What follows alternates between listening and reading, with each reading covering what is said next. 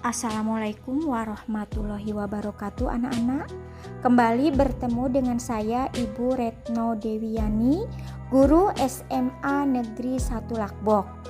Anak-anak, kali ini Ibu akan membahas materi pelajaran kelas 12 yaitu kaidah kebahasaan novel sejarah. Anak-anak, beberapa kaidah kebahasaan yang berlaku pada novel sejarah adalah sebagai berikut. Yang pertama, novel sejarah itu menggunakan banyak kalimat bermakna lampau. Yang kedua, menggunakan konjungsi kronologis temporal. Yang ketiga, menggunakan kata kerja material. Yang keempat, menggunakan kata kerja mental. Yang kelima, menggunakan kalimat tak langsung. Yang keenam, menggunakan dialog. Dan yang ketujuh, yaitu menggunakan kata sifat. Ibu akan jelaskan satu persatu dari kaidah kebahasaan novel sejarah yang sudah Ibu sebutkan tadi. Kaidah kebahasaan yang pertama yaitu menggunakan banyak kalimat bermakna lampau. Kalimat yang bermakna lampau ditandai dengan kata-kata kegiatan yang telah selesai, anak-anak. Hal tersebut ditandai dengan penggunaan kata telah, sudah, terbukti, dan lain-lain. Contoh kaidah kebahasaan yang menggunakan kalimat bermakna lampau. 1. Prajurit-prajurit telah diperintahkan membersihkan gedung bekas asrama telah menyelesaikan tugasnya. 2. Dalam banyak hal Gajah Mada bahkan sering mengemukakan pendapat-pendapat yang tidak terduga dan membuat siapapun yang mendengar akan terperangah. Apalagi bila Gajah Mada berada di tempat berseberangan yang melawan arus atau pendapat umum dan ternyata Gajah Mada terbukti berada di pihak yang benar. Kalimat pertama menggunakan banyak kalimat bermakna lampau karena pada kalimat tersebut ada kata telah. Sementara untuk contoh kalimat yang kedua yaitu ditandai dengan ada kata terbukti. Kaidah kebahasaan berikutnya yaitu menggunakan banyak konjungsi kronologis temporal.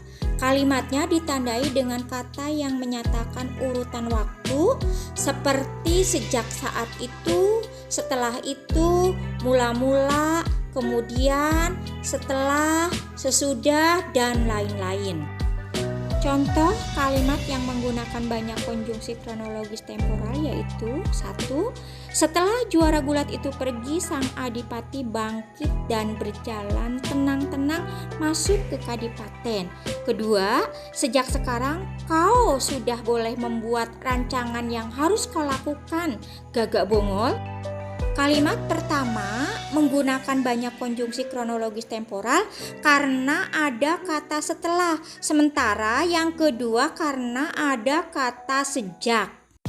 Kaidah kebahasaan berikutnya yaitu menggunakan kata kerja material.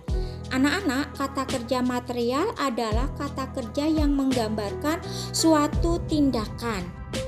Anak-anak, dari kutipan novel sejarah tersebut bisa kita analisis ada beberapa kata yang menggunakan kata kerja material yaitu berdiri, kemudian ada duduk, bersimpu, dan masih banyak juga yang lainnya.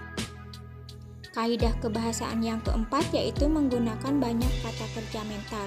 Kata kerja mental adalah kata kerja yang menyatakan sesuatu yang dipikirkan atau dirasakan oleh tokoh. Misalnya merasakan, menginginkan, mendambakan, mengharapkan, memikirkan, dan lain-lain. Contoh kalimatnya 1. Gajah Mada sependapat dengan jalan pikiran Senopati Gajah Enggon.